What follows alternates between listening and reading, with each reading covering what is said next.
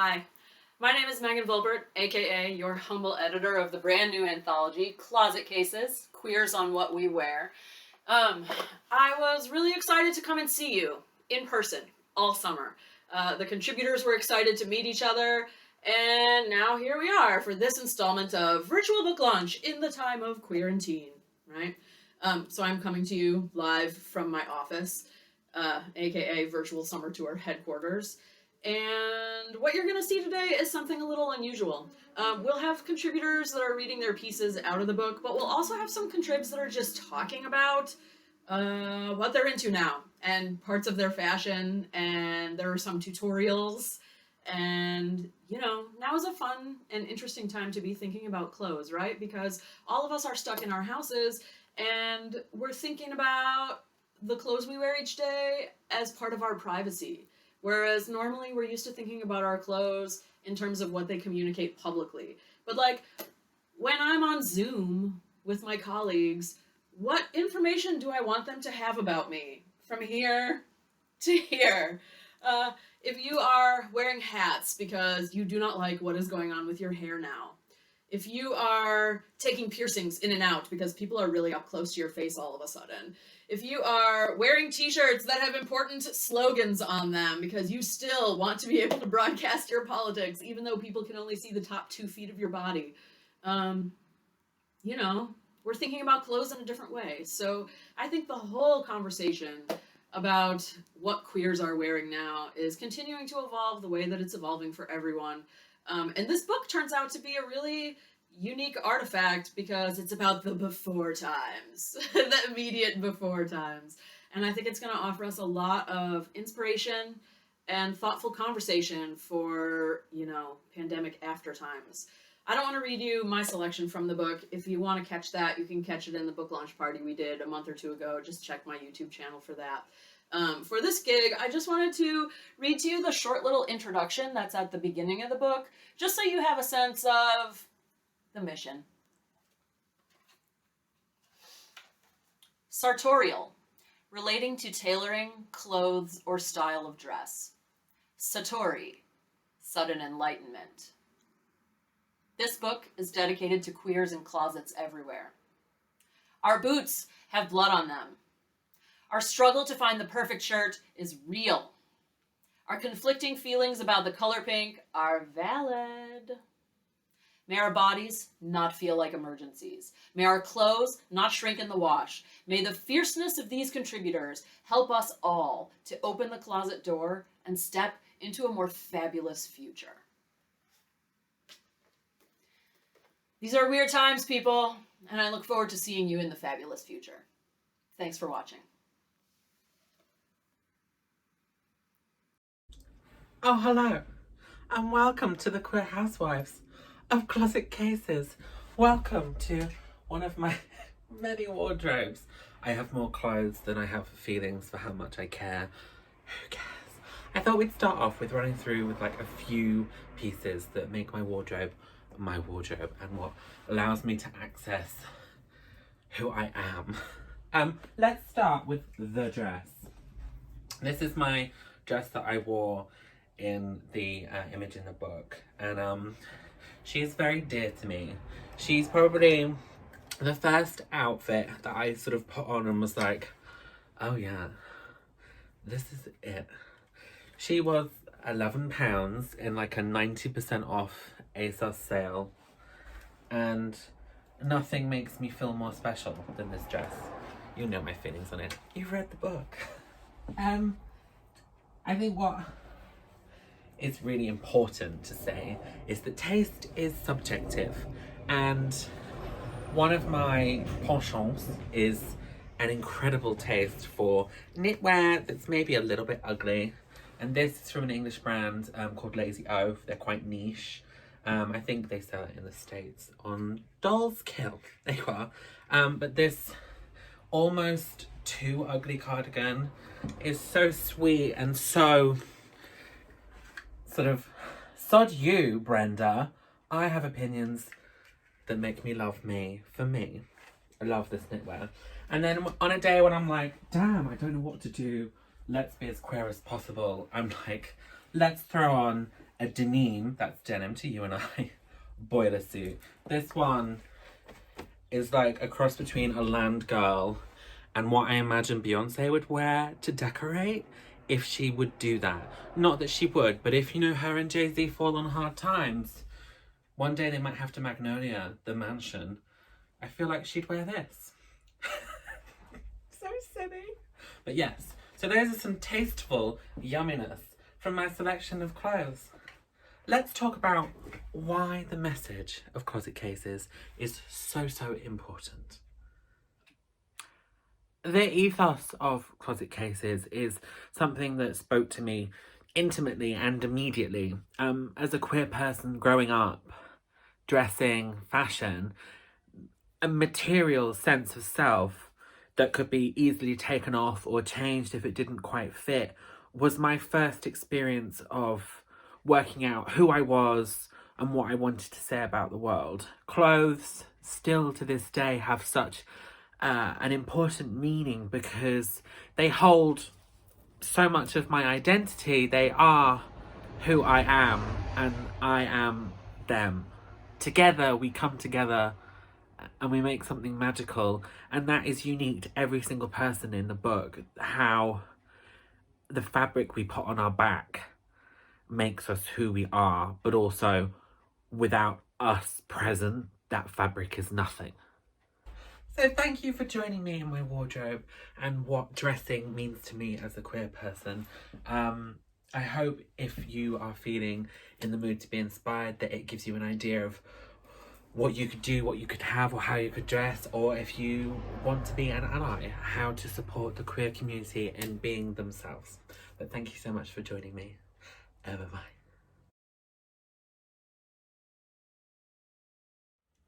Hi, my name is Angie Ebba, and I am one of the contributors in Closet Cases, Queers on What We Wear.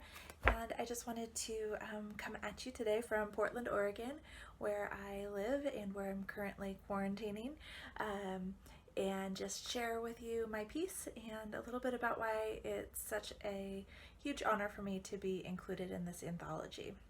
The piece that I have in this is a poem that I wrote that is called Heels. And I wrote this piece not long after becoming disabled, and so it really holds a lot of meaning for me.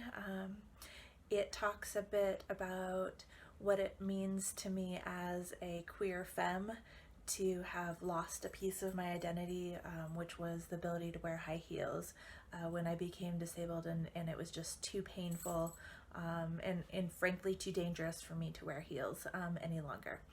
And there was this moment where I sat on the floor in front of my closet weeping as I put pair after pair of high heels into a black trash bag to take to Goodwill to donate. And I just felt like I was losing a part of myself, losing a part of my identity in that. And writing this piece really helped me to realize that my identity as a femme, while it is wrapped up in the way that I present myself to the world, it really is so much deeper and so much bigger than that. So I'm really honored to be in this book along so many other wonderful writers and artists and just amazing queers, and it makes me really happy to have my work included in that. So I'd like to just read you my piece. Again, it is called Heels. 1. Click clack, click clack, click clack, click clack. I mean business. Long steps as I stride across college hallways, off to make the world right, if only for one student. Patent leather pumps. Thunder crash of a room full of hands against hands, yelling from fans, my face glowing as I stand, clothes scattered across stage, arms above head, pasties thong, and nothing else but my black bowed burlesque heels. Silent stare as I stand in a crowded courtroom, damn you, don't you dare mess with my babies, kiss ass and take name stilettos.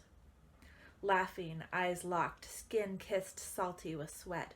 Drunk boys spilling beer on my feet. I don't care, baby, I don't care. I just want you, I just want you. Just take me home and fuck me heels. 2. Kitchen trash bag, mouth open, swallowing pear after pear after pear. As I throw them in, while I sit on the floor in pain, angry at my body, grieving, so much wrapped up in that leather, satin glitter, so much of who I am, so many memories in these souls, crying in my slippers. 3. My children screaming, chasing each other around the yard. I smile and breathe in the grass. Denim blue high tops. Clapping and hollering, my voice hoarse from screaming, my glitter community on the stage performing for me, loving me by dancing when I can't. I sit surrounded by friends, red velvet Mary Janes. Florence and the machine floating into the kitchen as my love cooks, grabbing me around the waist, cheek to cheek, rocking in a slow dance. Barefoot. Words tumbling one upon another. In a dark paneled room, eyes watching my eyes filled with tears, letting go and accepting. Black strappy flats. Thanks so much for joining me for just a few minutes today as I shared a little bit from this book and shared a little piece of myself and my identity as a queer femme with you. I really appreciate it. If anybody else can kind of relate to that, I would love to hear from you. I'd love to connect with other queer community, especially queer disabled community, who has struggled with these ideas of identity and what it means as we change in our bodies and as our disability takes on new symptoms and forces us to change the way that we present to the world. I'd really love to connect with you. And again, thank you so much to Megan Volpert and all of the contributors in Closet Cases. It's a huge honor to be working alongside of you. I hope you enjoy this book and I hope you enjoyed my piece. Thank you.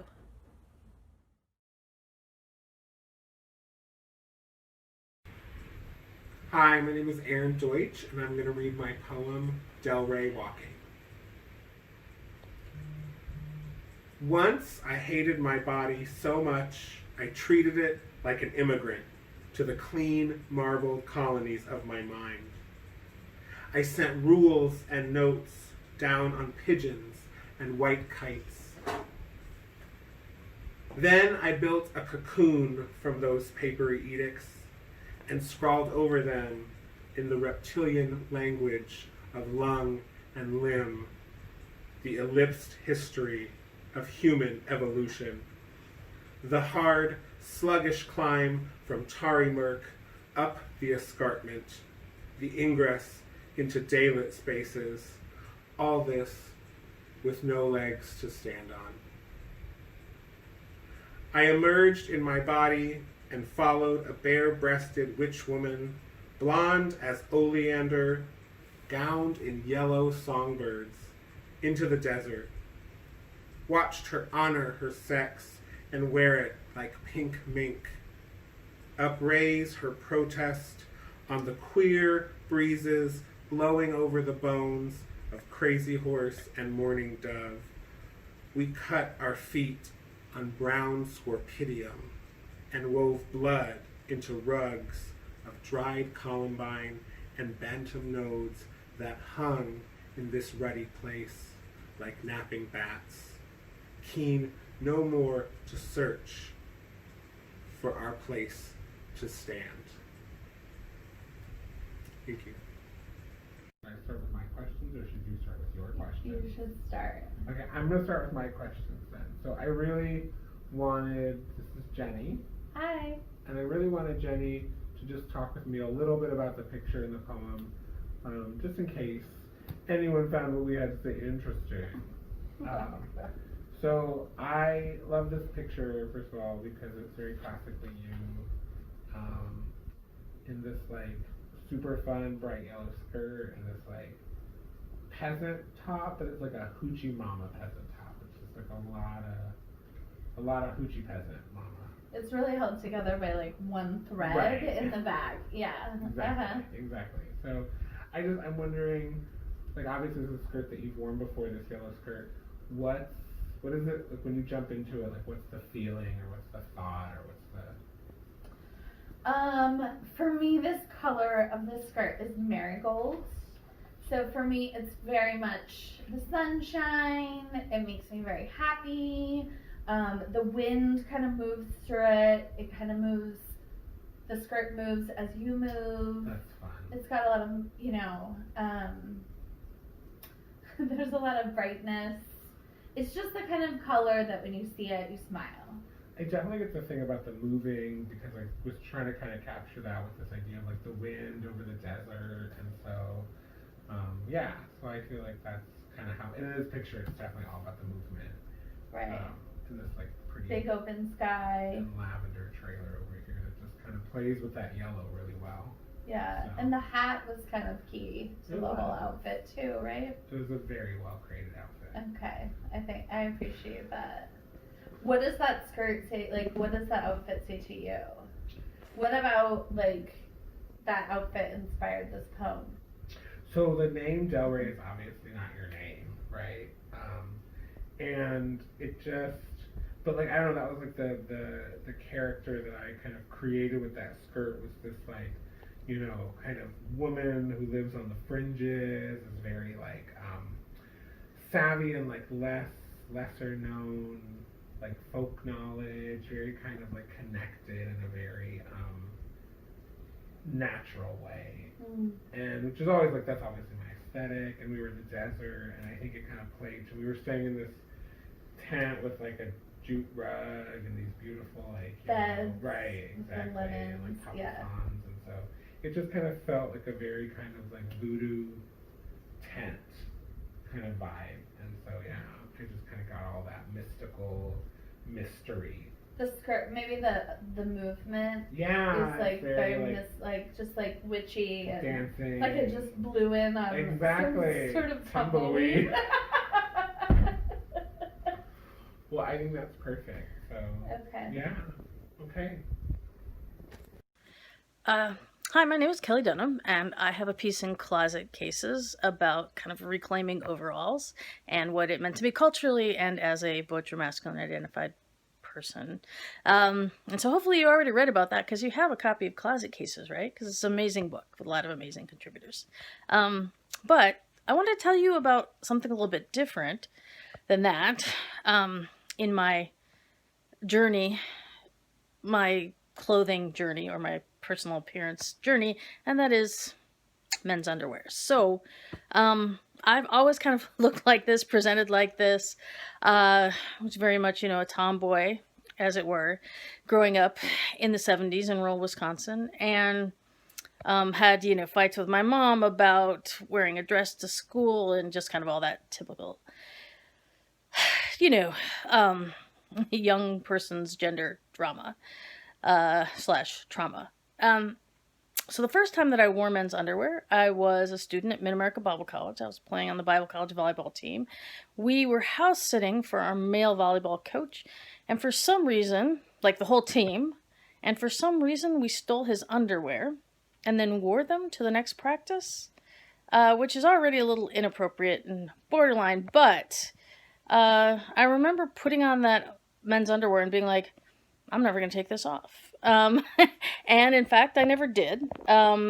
It took me 11 more years to come out, like to actually come out as a queer person. But that whole time I was wearing men's underwear, which should have given me a little bit of a tip. Should have given me a hint, but it still took Lee a very long time. This is Mary Merriam reading my poem in Closet Cases, Fruits.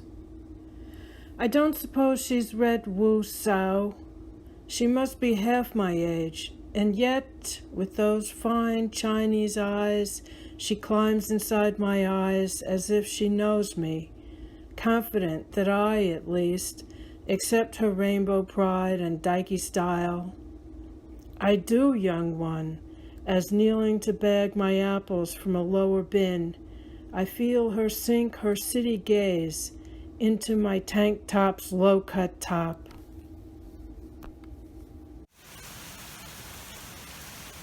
Heavy hay, soaked dirt, dig potatoes, then catch ride back to town. Cut glass disco beat, strobe lit, blue jeaned balls. Torch on her tank top, naked muscles, green eyes. Trembling cherry, kiwi, blushing mango, shake it all down. October sky, distant Andromeda, clean sheets on our cold bed. La lune almost full, gauzy clouds in my window. Angus head, half cow, half bear, black as your lover's hair. Black cows in the night, awake by the creek, mist rolling in the valley.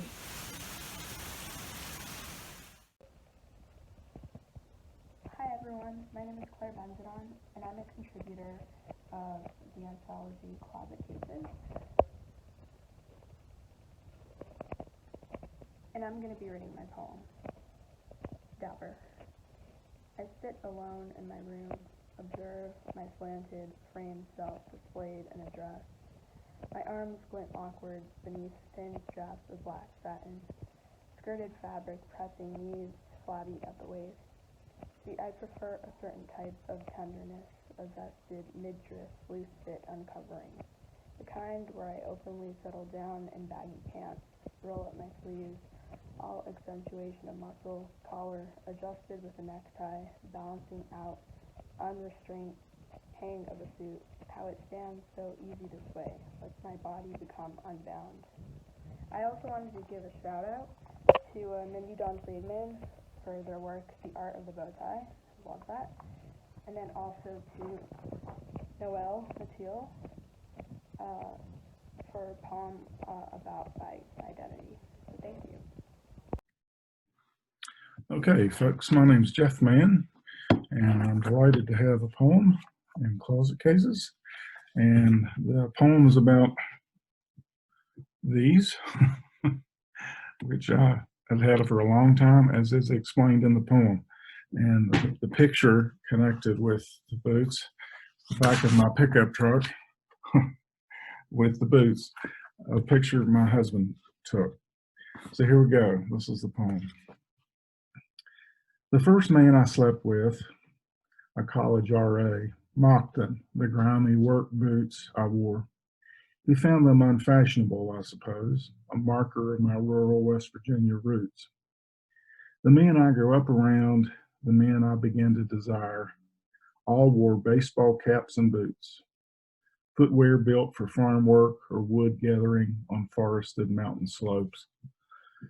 I learned to love country boys, their broad shoulders, fuzzy forearms, bearded cheeks, the curving density of their chests, biceps and buttocks. I wore what they wore, first to fit in, to belong, then to adopt some part of their scruffy toughness, their hairy erotic power, their defiance, confidence, and strength. Black biker harness straps came early, then a pair of cowboy dingoes my grandmother bought me for my birthday. Later, deep tread Wolverines and Brahma Predators, the kind my classmates wore during forestry field trips to Core Arboretum and Cooper's Rock. The mountaineer look, first protective coloration, then inevitably personal style. What these days I jokingly dub redneck chic. Who knew how sweetly, seamlessly my hillbilly history would translate, sipping scotch in my first leather bar, guzzling beer in my first bear bar. In DC, San Francisco, Chicago, I found dim, gay cosmos where a country boy might briefly belong. full of flannel shirts, denim jackets, camo pants, bushy beards, furry chests, and boots. The same don't mess with me Ariats, Justins, Carhartts, Timberlands, Durangos, made for pickup trucks, barnyards, Appalachian towns like the one I came from, like the one where I've ended up. Those boots are just right for pride marches, backroom frolics, dungeon scenes, just right for today's shirtless, harnessed, goateed cub kneeling before me in a corner of the San Francisco Eagle, servicing the same black biker harness straps I've owned since 1977, buffing the boots with a cloth before bending down to lap the decade's scuffed toes, run his young and reverent tongue over old leather in spit shine surrender, while I sigh and smile and run my father fingers through his warm and wiry beard, his wavy chestnut hair. There you go. From Pulaski, Virginia. Take care of yourselves. Hey guys, I'm Rowan, and I'm super happy to be part of the virtual tour for Megan Volpert's awesome book. For Closet Cases, I wrote a short piece about how I realized I was non-binary while getting ready for a drag show, and how clothes came to be an important part of how I express my identity. And here's the piece in full. I'll read it right now. I was a freshman in college when I put on a chest binder for the first time. I'd signed up for a drag show, and if I was gonna get on stage and make a fool of myself to an old Marilyn Manson song, I was at least gonna look good in menswear while I did. I squirmed into the black spandex and canvas half tank that I'd bought online and was surprised at the feeling of snug pressure, like a weighted blanket, from my upper half. I buttoned my shirt on over the binder, sized myself up in the mirror, and felt something click. Womanhood has always seemed a world away to me. Hyperfemininity and alien custom, all for reasons I could never put into words. I tried to carve myself a tolerable, subversive niche of spikes, rips, and eyeliner, rebelling against a soft, pink, feminine ideal. When I got ready in the mornings, I floated above my body, dressing it up like a doll. The thing in the mirror wasn't me, its body wasn't mine. I'd been living outside myself for years, until my first binder pressed down, flattened me out, and snapped me back into place. The night of the drag show was particularly ironic. After an endless performance in an ill-fitting role, I strutted, lip-synced, and danced my heart out on stage, and I felt more real than ever before. After the show came and went, I still had the binder, but I hadn't worn it for a bit. I had an excuse for it before. Now, if I put it back on, it would only be because I wanted to. But what is college for if not doing what you want? 4 years later, I own 3 binders that I wear regularly. And I don't limit myself to menswear. My closet holds skirts, combat boots, neckties, and glittery lip gloss, the nest of a gender magpie holding pretty scraps. My binders are special, though. Without them, I may never have strayed off womanhood's beaten path. And I still laugh at their names sometimes. My chest is bound. I'm free. So, that's my piece, and I'm wearing this button down so I can show off the very same binder that stars in it. And I wanted to talk a little bit about binders, how they work, how to bind safely, and where to find them. So, this is what it looks like. Pretty basic black tank. The back is spandex, and the front is the canvas panel that flattens everything out. No fancy technology here, just fabric and some stitching. A good binder can last you years if you take proper care of it. Just hand wash it in cold water. The washing machine is likely to make the fabric shrink, which is how this one ended up a little bit tight on me. This armpit pooch is not ideal, but it didn't come like that. To make sure that you've got the right fit, just wear it for a bit and you'll see how it feels. Ideally, your chest will be flat, but you won't feel pain or lightheadedness from the binder constricting your breathing. And the edges shouldn't dig into your skin like this either, ideally. A couple of definite don'ts for binding. Don't get a size too small because it won't compress any better and it'll be really uncomfortable. Don't exercise in your binder. A light jog is okay, but anything more strenuous than that and the binder won't allow you to breathe properly. Don't swim in one either, unless it's specifically stated by the maker to be safe for swimming. This kind is safe for swimming as well. But even if you do swim in it, buy a size up from your usual because the fabric constricts more when it's wet. And whatever you do, do not ever bind with ace bandages or duct tape, because these can seriously harm your ribs, shoulders, and even your lungs, and a flat chest for a few hours is not worth a lasting injury. And lastly, where to find a binder. All of mine come from the lovely company GC2B, that is the letters GC number 2B, and I swear by them. But not everybody can afford a brand new binder, and there are plenty of resources actually for those that can't. Point of Pride, pointofpride.org is one of many programs that sends donated binders for free by request to people who need them. And if you just want to look up binder donation programs in your area, or your region, you'll be able to either donate or receive one. And with that, I've pretty much said my piece.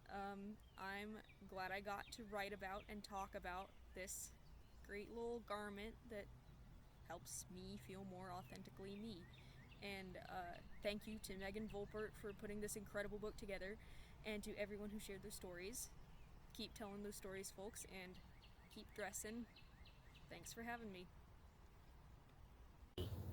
I'm Eva Schlesinger, and I painted this design on my jeans 28 years ago.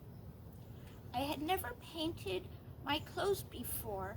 I thought it'd be fun to try. This design came about because of a mistake I made at work the day before.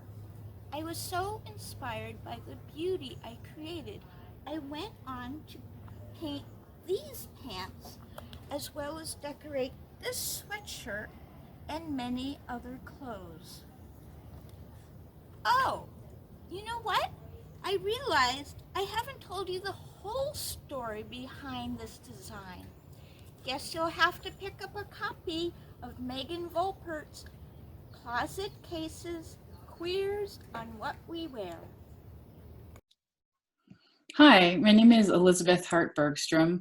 My pronouns are she, her, hers, or they, them, theirs. And this is my cat, Ella.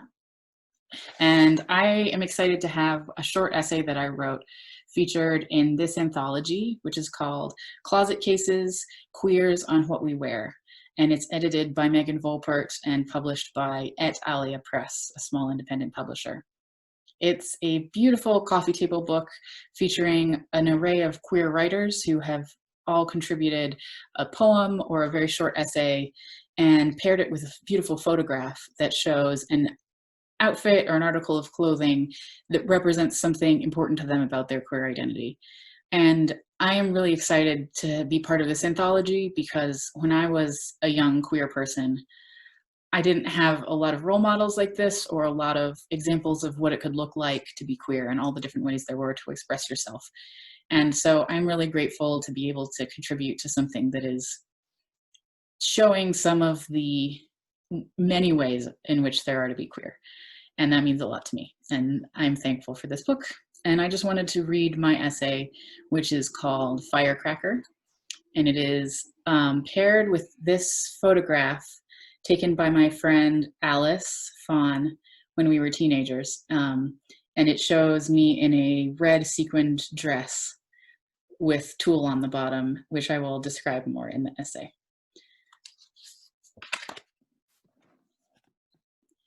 At age 14, I had my first crush on a girl, and I was obsessed with the Rocky Horror Picture Show. Often, I was so uncomfortable in my body, I wanted to disappear. So I cut my hair pixie short and wore button-up shirts, men's corduroys, and oversized hoodies. But with my curves and long eyelashes, I didn't look androgynous in the way I wanted to.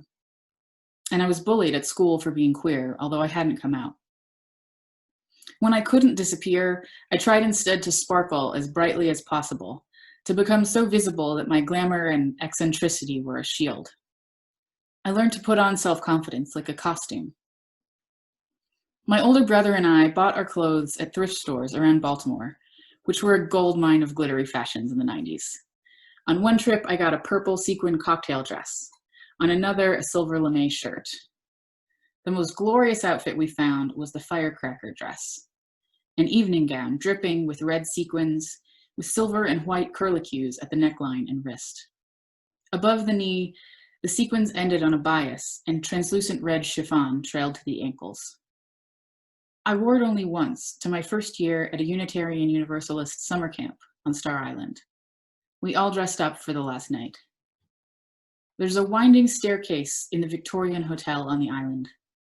I got dressed and walked down that staircase alone, and at the landing, I stopped in awe. Through the west-facing window, the setting sun illuminated my dress and reflected tiny red lights to shimmer on the ceiling, the walls, and the white lace curtains. When I moved, a galaxy of ruby stars moved with me. My friend Alice took this photograph that night. She has a talent for capturing people's personalities. I was painfully self-conscious about the shape of my body, the way my skin was breaking out. But when she snapped the picture, all I saw was how brightly I sparkled, how happy and confident I looked. It seemed possible that this brilliant version of myself was real. Thank you again to everyone involved with this anthology. And if you'd like to order it, you can look up at Alia Press, ETALIA Press, or Closet Cases, Queers on What We Wear. And I hope you're all safe and well and fabulous. Thanks. Hello, my name is Renee Mitchell Matsuyama, and I'm a writer currently living in Baltimore with my spouse and our 2 cats. Today I'm going to read to you my excerpt from Closet Cases, Queers on What We Wear. This picture, even with my weird, half-waving, blurry hand, is one of my all-time favorite pictures of myself. There's a couple reasons for this. The first, and perhaps most obvious, is that this picture was taken right after my partner and I exchanged vows, right after we had our first kiss as a married couple. I was elated, in awe, amazed that I had not only found someone who gets me like Phil gets me, but also at the fact that they actually wanted to spend the rest of their life with me. Full of love and short on cash, we rented an Airbnb and got married in the backyard in front of our closest friends and family. My heart burst with joy the entire day. The second reason I love this picture is that it is peak me, sartorially speaking, that is. When I came out in 2010, late bloomer, I know, I didn't know how to dress. I mean, how was I gonna pick up chicks if no one thinks gay when they look at me? Seriously though, I will punch the next cishet dude who tells me I'm too pretty to be gay. I've always had a touch of tomboy to me, so I decided to lean into that and go full baby dyke. You know the type. Sports bra, fitted yet slouchy jeans, high top sneakers, and the cherry on top of my dyke sundae, a beanie. But it all never felt quite right. I don't remember exactly when or how the shift started happening, but somewhere along the way, I began to realize that I could have sex with women and also be femme. I can wear makeup, curl my hair, shave my legs, wear dresses, and keep my gay card. What you see in this picture then is a snapshot of me and my queer fashion, happily embracing my femme side, but completely unbothered by the dyke in me who forgot to take the purple hair tie off my wrist and who didn't bother to buy a strapless bra before my wedding. Thank you. This is Lauren Russell. I'm so excited for this anthology. To redly tread. My red flower power shoes are armor from stampeding doubts. They're zippy, cooler than thou, lace up, Mardi Gras, larks, botanical, canvas, rest homes, foot nests, fleece from Marie Antoinette's footrests, Oscar Wilde's cast off carnation lapels. My foot sore, feet sore, booty up for super glued souls, snug as rosebeds, smug as well-heeled thorns. Thank you. My name is Jane Blunchy. I'm going to read my piece from Closet Cases, Queers on What We Wear. The picture I sent is, I took it on this bed. It's my wedding dress. This is my wedding dress. I got married in Pikes Market in Seattle on March 1st, 2014. I'm divorced now, which surprises me, though I would have put our odds at something like 40-60 that day. Okay, 30-70. We were good together. It wasn't that. We didn't know each other well, and we were engaged about a year. We got married in Seattle because gay marriage was illegal in the state where we live, Arkansas. My ambivalence about marriage was deep and intractable. I thought that my gay friends that were married were imitating straight people with their tuxes and gowns, their big parties and matching rings. That was not queer enough for me. Inside, though, I had daydreamed about a grand wedding celebration. I could see myself in a chic, ultra-feminine, cream-colored designer gown in a chapel in New Orleans, carrying a tumbling bouquet of red and yellow roses, or a delicate and enormously expensive clutch of lilies of the valley. The air would smell like lemon and petrichor, and the guests would have to shield their eyes from the glare of the visible from space cushion-cut diamond on my engagement band. My real wedding dress is from ASOS, and it cost about $50. It is a skater style, fitted on top with a high waist and a knee-length circle skirt. I chose gray for the dress, thinking it would echo the early spring Seattle weather, and I was not wrong. It kept me just warm enough that day, and I felt comfortable and super cute, like the way I feel when I've snatched a polished look together for work, and my skin and hair are behaving. I wore it with black tights, light gray boots, and a modest but lovely set of diamond and gold bands, identical to my wife's. I've worn the dress 5 times since then, twice since my divorce. When someone compliments the way it looks, I say, I got married in this dress in a light way over my shoulder, and walk away before they can ask questions. I wanted to say thank you to Megan Volpert for letting me be involved in this project, and also to say how delightful it is to be included with Randy Romo, Mary Merriam, Harris Turner, and some of the other wonderful writers in this anthology. The piece that resonated with me the most is on page 80 and 81 by Colin Kelly. It's called The Timeless Black T-Shirt. I wish I was able to write about this with the same sort of panache and style, because I also subscribe to a uniform similar. The epigraph is, "Don't you know I always wear black," by Georgia O'Keeffe, and at the end Colin suggests, "Buy yourself a dozen and wear them proudly and often, or every day." And co-sign that suggestion 100%. Thank you. How's that? Hi, my name is Gerard Wozek, and I'm here to celebrate the launch of a brand new book called Closet Cases, Queers on What We Wear. And I'm very happy to say that I'm included in this book, which takes a look at why queers make the particular fashion choices that we make. It's text as well as images, pictures, and I think you'll find this to be a most fascinating look at why we choose what we choose.